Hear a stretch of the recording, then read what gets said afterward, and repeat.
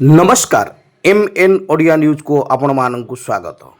आज मयूरभंज गोटे विशेष धरणर न्यूज करने को जाऊँ। तेबे ओडिशार मयूरभंज जिल्लारू सरकारी विद्यालय एक चिंताजनक चित्र सामना को आसी।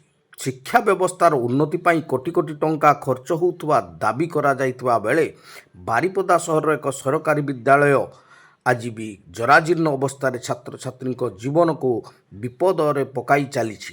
भांगी जाइथिबा कोठा छातरू पानी गलिबा, विषाक्त सापर भय एवं शिक्षक अभाव शिक्षा व्यवस्था उपरे गंभीर प्रश्न सृष्टि करछि। देखंतु आमर एई स्वतंत्र रिपोर्ट। 1966 मसीह प्रतिष्ठित बारिपदा सहर मध्य भाग में अवस्थित राखालगप नोडाल उच्च प्राथमिक विद्यालय आज निजर दुर्दशार कहानी निजे बखाणुची। विद्यालयर कोठा एते जराजीर्ण हो पड़ी जे कौनसी समय एक बड़ अघटन घटीपे। विद्यालयर मुख्य प्रवेश द्वार बहु वर्ष धरी भांगी जाइथिबा अवस्था रही।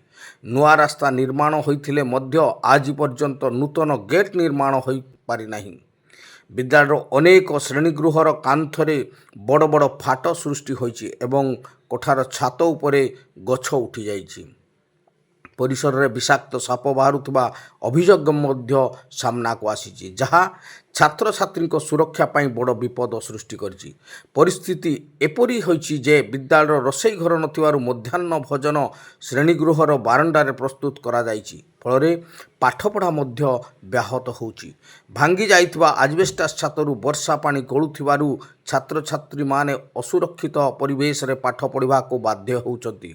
सूचना अनुसार प्रथमरु अष्टम श्रेणी पर्यंत पाठपढ़ा होउथिले मध्य विद्यालय आवश्यक संख्यक शिक्षक नहांती।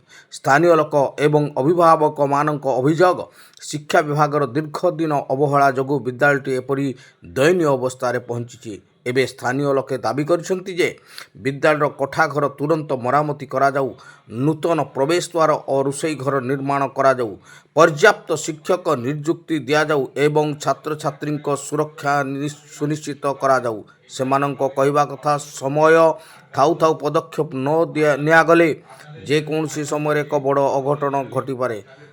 कैमरामैन सहित मयूरभंज हिमांशु शेखर प्रहराज।